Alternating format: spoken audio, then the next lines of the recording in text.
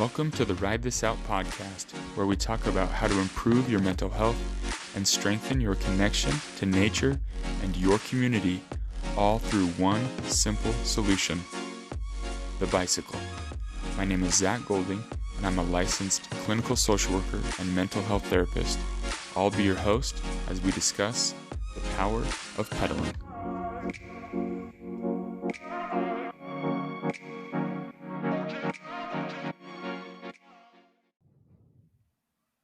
All right, I'm really excited to have today's guest on the show today. I have Tom Butler from the Cycling Over 60 podcast. I've been on Tom's show a couple times. He does great work. So that's why I am super excited to have him on today. So Tom, thank you for joining me today. Welcome. Well, thank you for having me. I'm not used to being on this side of the interview, so this will be fun. Absolutely.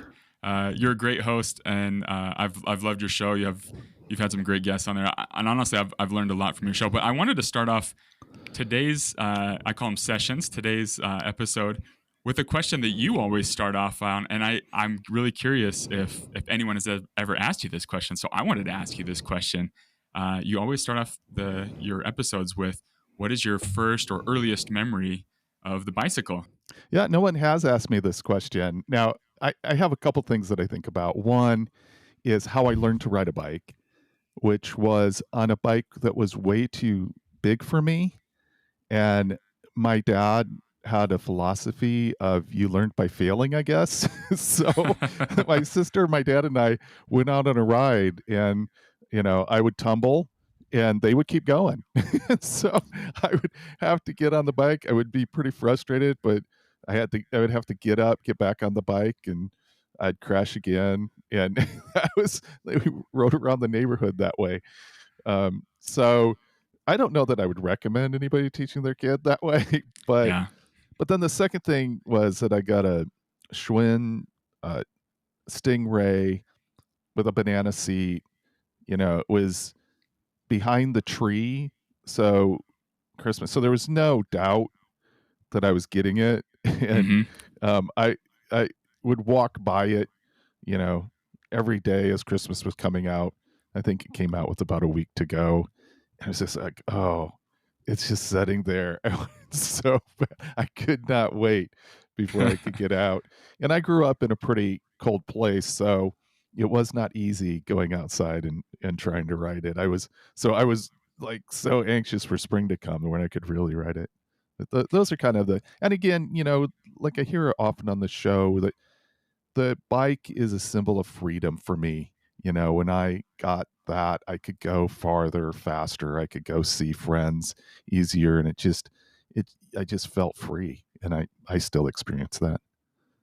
Yeah, absolutely. And that's again, that's why I love how you ask that question at the start of all your episodes, because it's so linked to our early childhood memories. You live in Seattle, correct? Did you grow up there, or where did you grow up at? No, I grew up in Indiana, in northern Indiana, so not far from Lake Michigan. Okay. Yeah. Nice. Yeah. So tell us a little bit about your show, Cycling Over 60. Where did, that idea come from? How did you get into it? How long have you been doing it? Just tell us some experiences from that. And yeah, would just love to kind of hear the genesis of that idea. I knew that I needed to do something different about my health. And so I decided I love cycling, and I hadn't done very much for about 30 years. I'd go, with my daughter when she was a kid, to the library. I would ride and go have a cup of coffee or some tea or something from time to time. But I hadn't been on the bike, like I said, for about 30 years, seriously, 5-10 miles here and there. But the bike I had wasn't really comfortable for doing more than maybe, 20 miles. And so when I knew that I got to the point where, and I was 59 at the time, and I got to the point where I had quite a bit of health issues, and some of them definitely stress related. And, I knew that I had to do something. I have a master's of public health. And so it's one of those things where, like, I knew the choices I was making were bad, and it was like, okay, I'm going to turn this around at some point. And then I finally got to that point where at 59, I'm like, okay, I'm going to get back on the bike. And then it went okay. And I decided that at 60 years old that I wanted to do Seattle to Portland, which is a 206-mile 2-day ride that I'd always wanted to do and thought I was too old to do. And so I set my sights on doing it. When I started out, I thought I had about a maybe 25% chance that I was actually going to do it. But I, you know, I thought it was worth trying. And so I knew I was going to be asking a bunch of questions, and I have a lot of friends that are knowledgeable about uh, athletics and performance and health and all kinds of things. And I knew I was going to have some really interesting conversations with them. And so I decided, why don't I record these and use it as a way that other people can learn from the things that I'm learning from. And that was really, I didn't really know anything about podcasting, did a little research, found out that it's fairly easy to get something out there for people to listen to. And I really enjoyed it. So now I'm just started my third season, new goals for the season. And I find it just really rewarding to, again, have these conversations, put them out there, and have people say, that was really helpful to me. I really enjoyed that conversation. So it's great. And I have definitely benefited from your podcast, Tom. Although I am not over 60 years old, I listen to it and I learned so much. And that's what I love about it. It seems very calculated and very thoughtful of the guests that you have on as far as talking about specific issues, specific topics that have helped you, and having that curious mindset and asking those questions and then to have them do that. So uh, great job. You're very consistent and it's very well received. So I love your show. You know, I it's called cycling over 60. Whenever I meet someone your age, I try to say, look, don't do what I did. Mm, Take a look at what I did and like do the opposite of what I did so that when you're 60, cycling, or when you're 59, like when I started, then you don't have as far to go to get back as I did. So really, I see cycling over 60. I hope the information is useful for people that want to stay cycling over 60, no matter what age they are. And again, you know, I look back, I really believe that I'm younger now than I was 2 years ago when I started this. And, obviously chronologically I'm not, but all kinds of measures would say that I'm younger than when I started. And so if you're 40, if you're 20, you're not thinking about this probably, but if you're 40 or 50, start now. Do not wait till you're over 60. Get on it, get active, start challenging yourself physically because I would love to go back and do what I'm doing now at that age. I always like to say the bicycle is the fountain of youth. When you jump on it, you just feel younger, and you're taken back to those memories as a child. And so as you've been writing, as you've been getting into it a little bit more consistently over the last few years with this podcast, sharing your information, my approach to things from a mental health standpoint, I always love to ask the question, what has it done for your mental health? What has it done for your emotional health and just overall wellness? And so, yeah, if you could kind of speak to that, what it's done for you in that mental aspect of it. Well, I talked about, having some health issues when I started out. And a lot of those health issues were stress related. And I was not handling stress effectively. And in fact, at one point, I had, I started having panic attacks, and it was really uncomfortable. And there were times that I would be laying in bed or something and going, okay, this is it. My heart is just going to explode. I mean, Yeah. it was really intense. And so I don't think I knew that exercise was beneficial as far as stress management for sure. I knew that.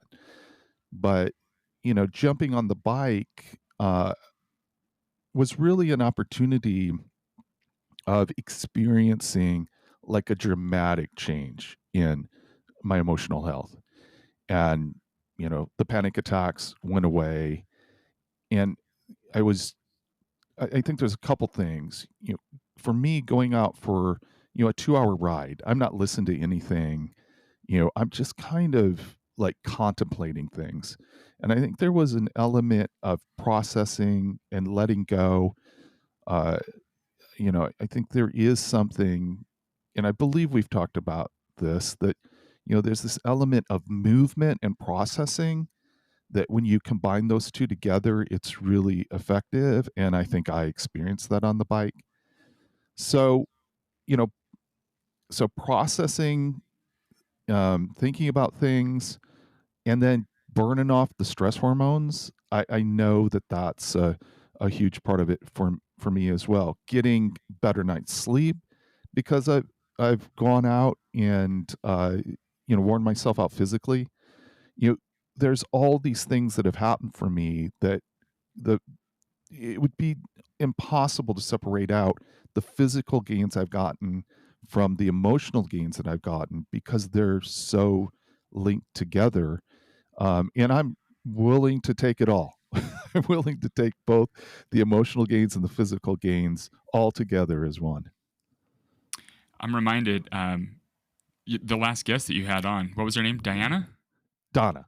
Donna. Donna. Yeah. She was talking about this something that just struck a chord with me, and she was talking about medication and how exercise a lot of times is more effective than medication. And I love that she said, and the side effect of exercise is the physical gains that you receive, right? The feeling better and like you see it and you feel it versus a lot of times we talk about the side effects of medication, and there's a whole list of potential side effects. Now, there's always times for medication when it's appropriate or when it's not appropriate, whatever. But that's something that just kind of I loved hearing that oh yeah, the side effect of me being out and being physically active and moving my body, riding my bike. That's actually yeah, I get these physical gains as well. So yeah, I love that concept that she talked about. Well, I'll just be really open. I was taking medication when I would have these panic attacks, and it Yeah. was, you know, i- i- it was suppressing Hmm. my uh, physical response in a very specific way. And then if I would, if I would go to a period where I would use it for any length of time, then I would end up feeling it when I stopped using it. So I would end up having withdrawal Yeah. from it, and I hated that. And so I didn't have anything that was effective. I tried medication at one time. I didn't feel like it was that effective.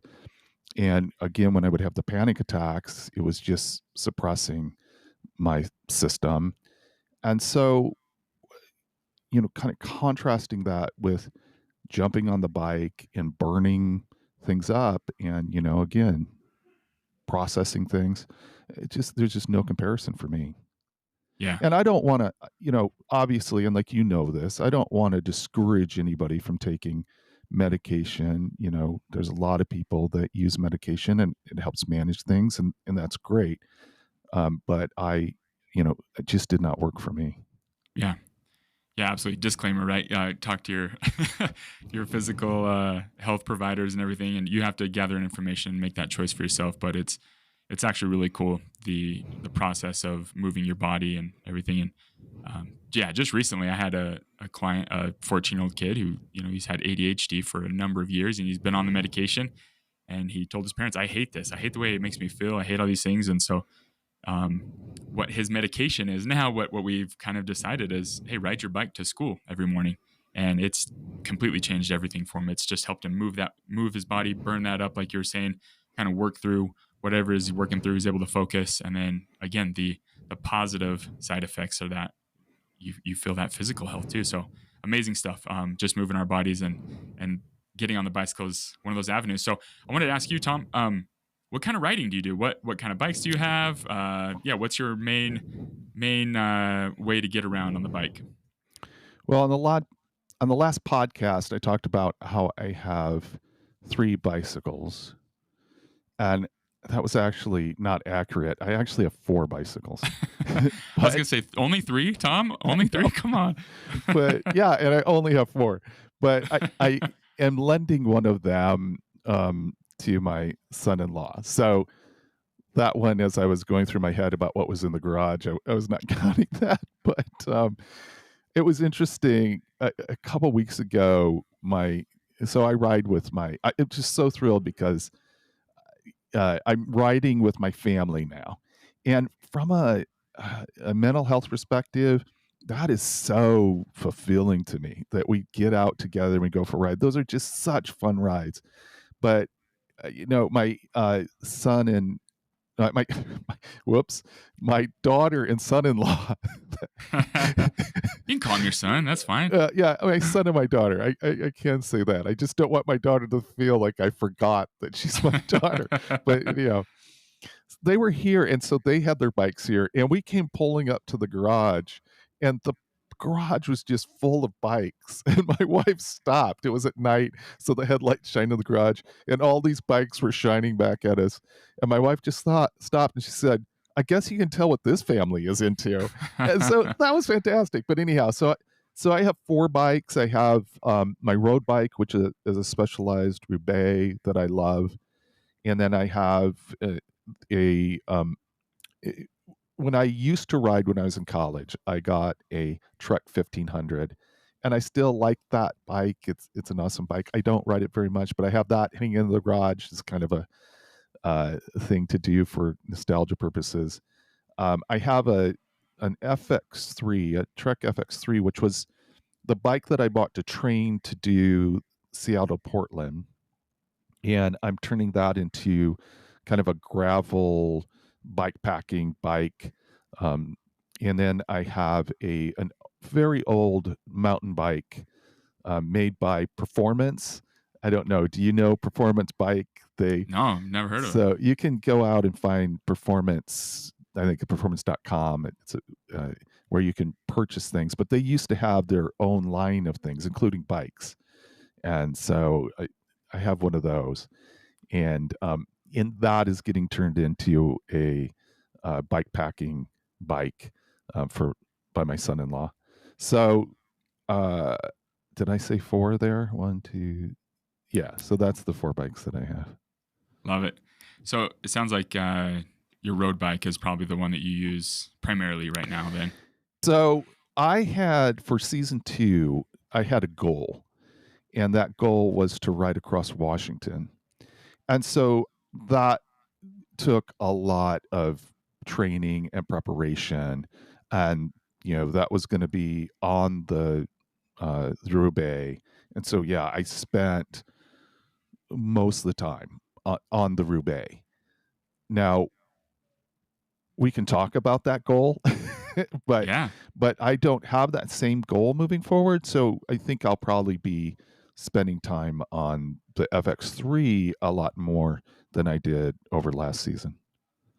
Yeah, and that's one of the things I kind of want to talk with you, Tom. It seems like with your podcast and everything, you lay out all your goals out there, which I love. I love when people become public with their goals. I love hearing about the different ideas, and it seems like you're very. This is just my observation. You're very keen to the numbers of like miles of gain, of elevation, of percentages, all those things.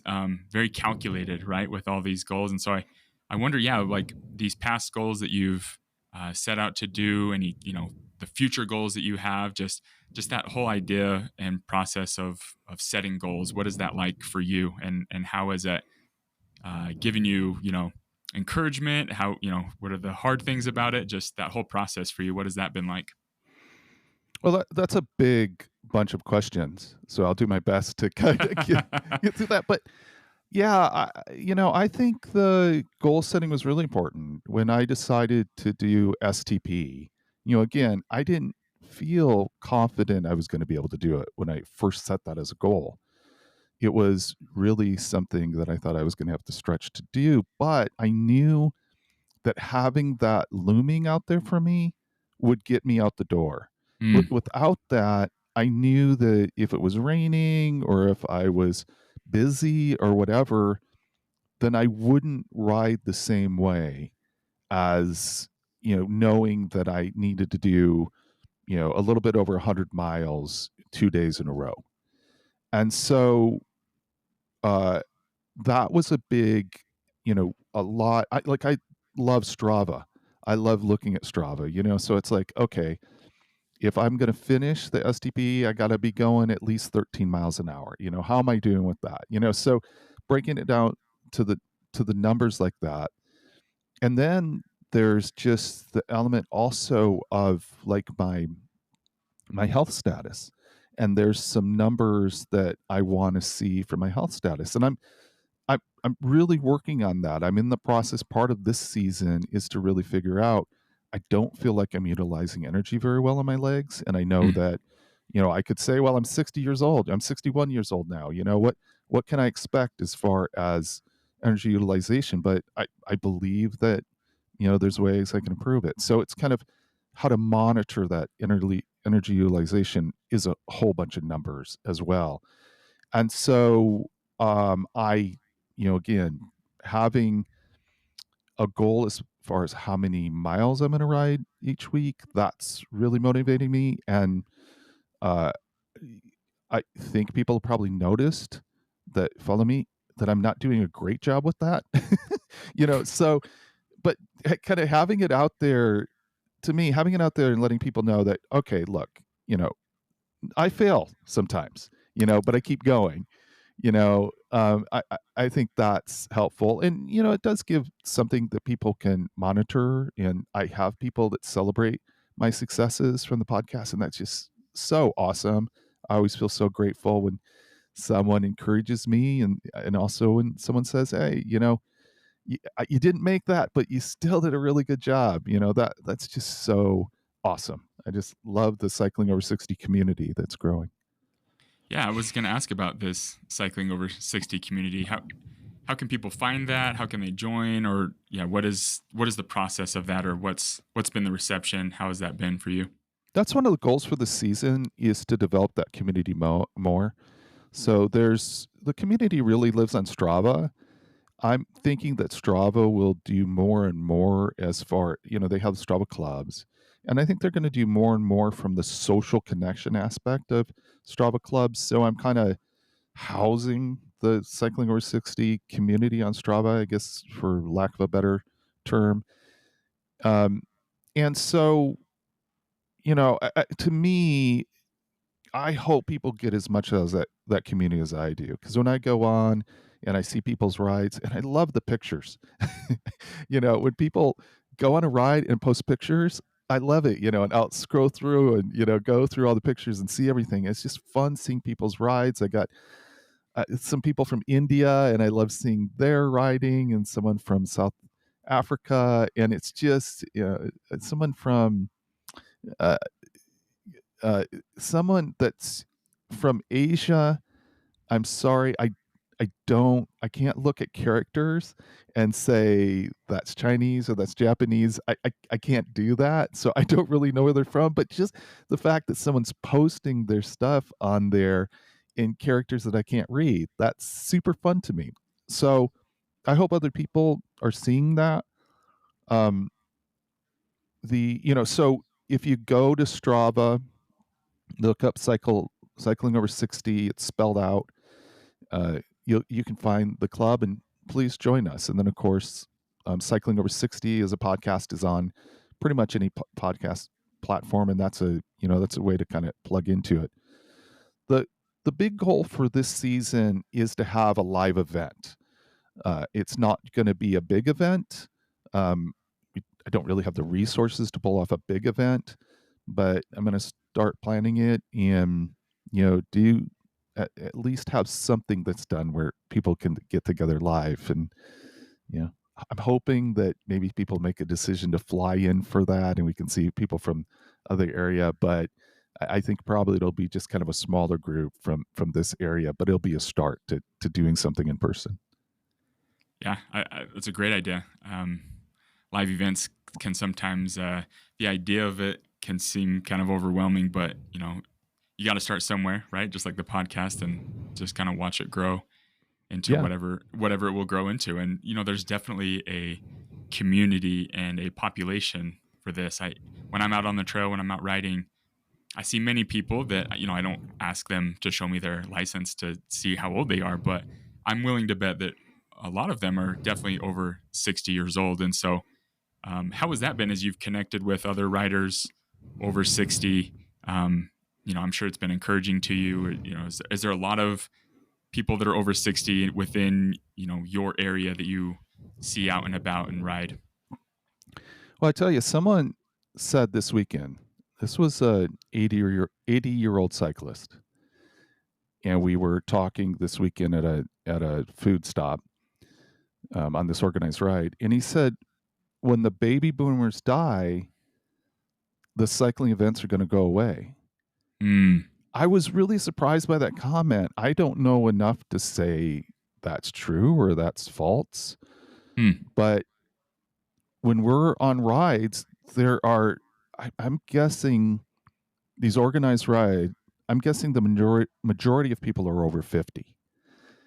And we recently did a 3-day tour that started on a Friday. So, you can imagine that attracted people that were retired, that didn't have to go to work. And so at 61, I was, definitely like in the age group and kind of on the younger side of the age group. So, there's so many people out there that cycling works for them to stay active, and, especially with e-bikes, that you know, it's friendly to your knees and to your hips. And so I just find so many people my age and older that are out there using cycling to stay healthy. And, it's fun. At the same time, I want to see younger people out there as well. yeah, I'm definitely not the youngest. In my midlife here, but yeah, I mean that's an interesting idea because now that I'm thinking about it, when I do see a lot of cyclists out, yeah, there are definitely in the older generation. Um, and I mean those cycling events, they're definitely there's an energy about them. There's something that's super invigorating and just really fun to attend and be to. So I definitely hope they don't die out when all the boomers kind of progress to whatever is next here. But so I think that's a good call to action for some of us younger people as we kind of think about that. Yeah, how do we want to keep this kind of moving and progressing for other people? I think it is an issue. For me, we did Seattle, Portland again this year. And I found it was kind of interesting because I had with me 4 people in their 20s. They were there because of me. And at one point, we were riding with another group of someone that was probably close to my age.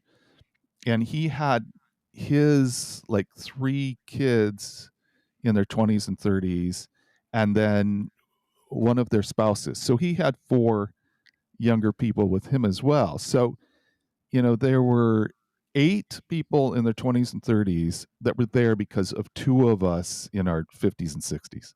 Yeah, So, maybe there's something to that. yeah, Maybe there's something about finding a way to invite younger people to go. But I'm so, yeah, I'm just so interested to know more about that. Is there this age gap, or because it seems puzzling to me that that would be the case, because the infrastructure is getting better all the time. It's not fantastic. It just seems like there's more opportunity for people to get out and who are in their 20s and 30s. yeah, yeah. I think I've talked about this a lot on my show, and I've talked about it when I've discussed things with you.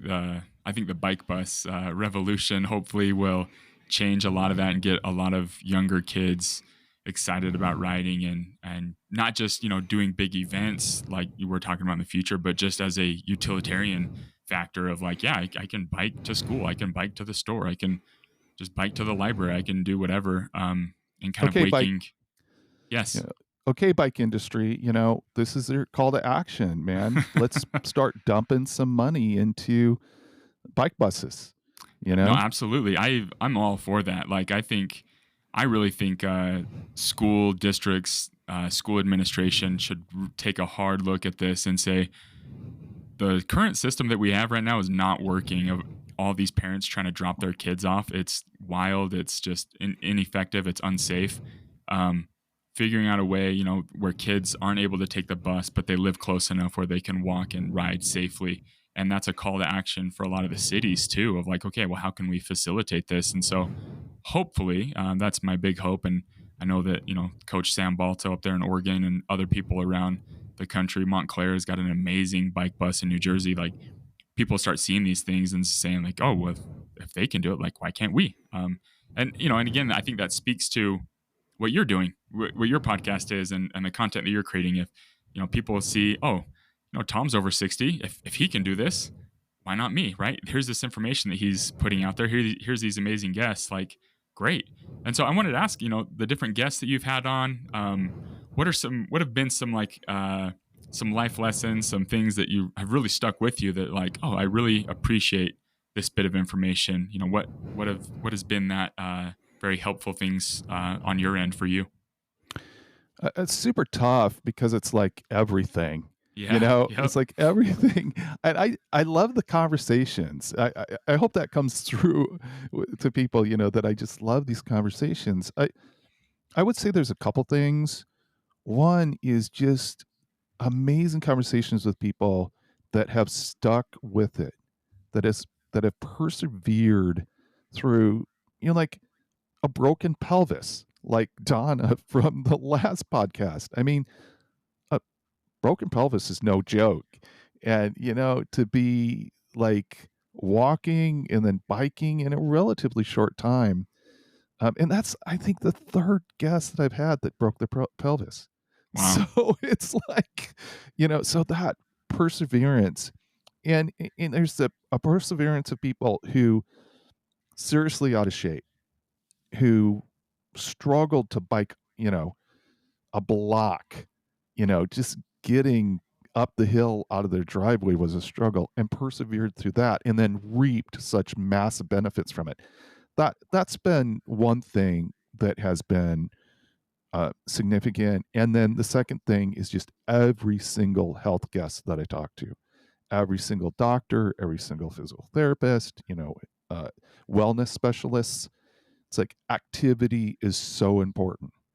Staying active is massive, and it's never too late to start, but it's never too early to start. So get active, see it as like an essential part of life, because that's exactly what it is. So that's also been massive. Yeah. And yes, it definitely comes through with your guests. The conversations that you have, they're awesome. They're wonderful. And that's one thing that I pick up too, is this developing that habit of activity, of movement, how crucial that is. And you kind of spoke about e-bikes a minute ago, and um, my I never thought I would see the day of my in-laws getting on bicycles, but we ride our bikes around everywhere. Well, just this last year, they bought e-bikes. They're in their mid 60s, and my father-in-law gets out on his e-bike every morning, and he rides for about 10 miles on this protected path, and he loves it. He absolutely loves it. And so I think that the e-bike is definitely a great way for people to kind of jump back into that movement in a little less intimidating manner and intimidating process. And I'll also speak to my parents as well. They bought e-bikes a couple years ago. They're over in their mid upper 60s, and they go for rides with their siblings. They go on these group rides, and it just gives them something to look forward to, something to plan for, something to be excited about. And so whether it's a road bike like you have and pushing yourself, or whether it's an e-bike, just something where you're getting out in nature and moving your body. It's so crucial. Well, I think it is, and I don't know how much research is out there, but I'm sure the research shows that when people are on an e-bike and they're pedaling, that movement is absolutely huge, and Yeah. I think you would maybe see that, they're still putting in 70-80% of the effort that they would put in if it wasn't an e-bike. And I think my wife's a really good example. She has a cruise bike, and that cruise bike allows her time on a bicycle to be comfortable. And then we had it fitted with an e-bike, and so she's out there. She's working. Will come up to a steep hill, and she can climb that steep hill. Yeah. And that's really the biggest difference for her on an e-bike. And then the other thing is that she doesn't spend as much time on bicycles as I do, and my son-in-law has a commute where he like climbs something like 700 feet of climbing every single day. Wow. And so he's in Seattle where it's pretty hilly, and so he can stomp all of us up the hills, but you know but we can stay together as a family. And she completed 52 miles, which was the longest she's been on a bike since she got it, and she felt good afterwards.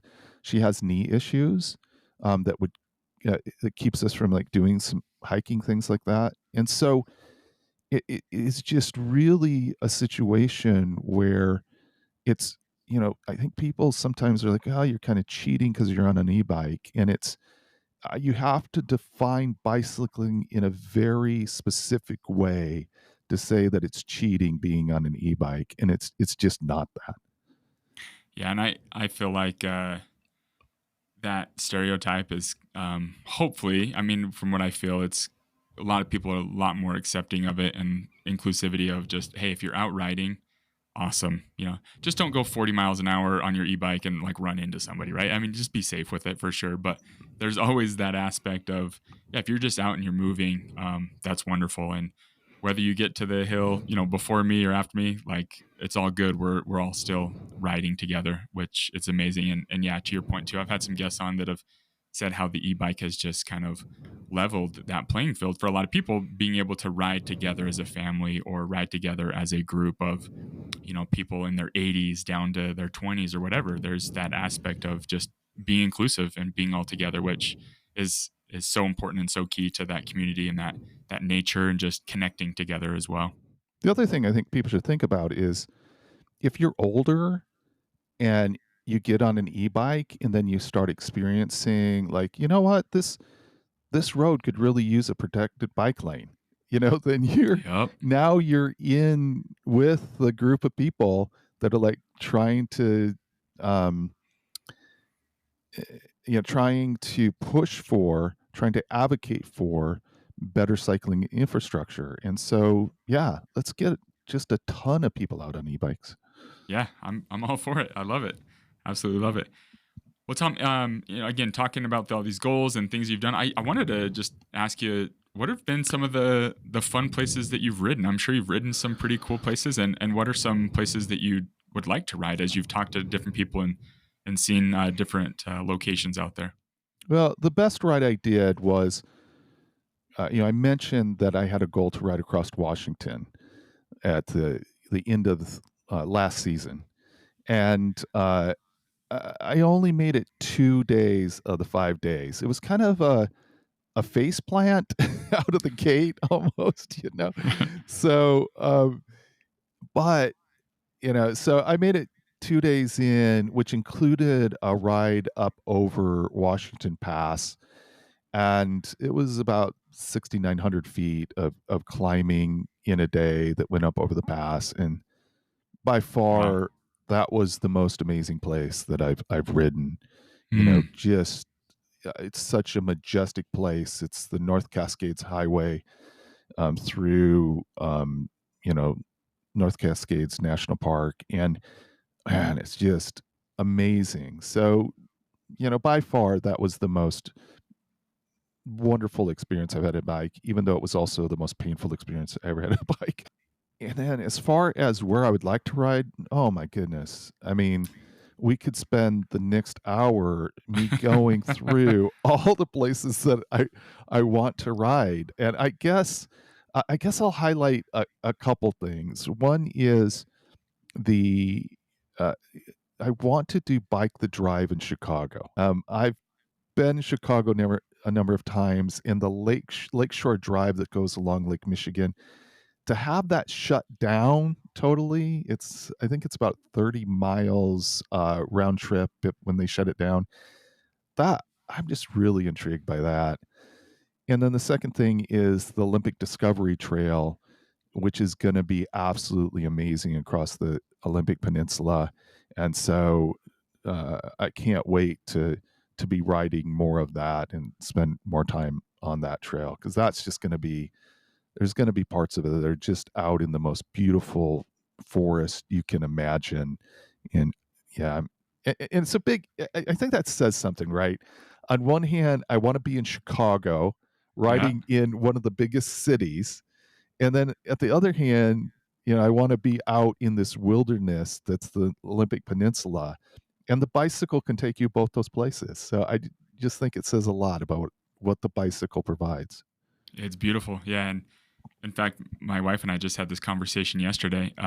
We went down to we live in Utah. We went down to a rural part of Utah and just spent a couple of days down there and took our bikes. And it was so peaceful, just all the farmland and the mountains, and man, just amazing. And I've spoken about this with you, and we went out to Manhattan, earlier in the year and did some rides out there, and we talked about like, man, like it was so awesome to ride in New York City, and it was so awesome to ride this farmland in Utah. Like it's just the contrast between them, but being able to experience both of it by bike, like I could do both of it, and I love it. And it's amazing. So absolutely, I love that idea. And yeah, Bike the Drive. I didn't know about this until I heard about the podcast you did with the Chicago Who Bike, that guy. What was his name? Chicagoans, yeah, yeah. Yeah, that Uh, was awesome. Yeah. Such a cool story about how he highlights people that bike around Chicago, and then this Bike the Drive event. That's definitely on my list. I would love to go to that. yeah, and I'd love to come down to Utah too. We're going to be starting to do more gravel riding. Mm, This last ride we did, the traffic was pretty gnarly. It didn't. There were several times that it just did not feel safe, and drivers were, you know, they were buzzing us. I mean, there was yeah. no doubt about it. They were trying to intimidate us when they were driving by and driving close, and so my wife doesn't feel that safe on the road, and none of us really should have felt that safe on the road. Yeah. And so we want to do more gravel riding, and so I think we could find some gravel riding in Utah. Come on down. We got plenty of it, Tom. A lot of gravel, a lot of mountain biking. We got a lot of mountains over here, and yes, and to that point as well, I love riding mountain bikes because you don't have to worry. Everyone's like, "Oh, you don't feel very safe on a mountain bike, do you?" I'm like, actually, it's pretty. You have brakes, you can slow down. Um, Right.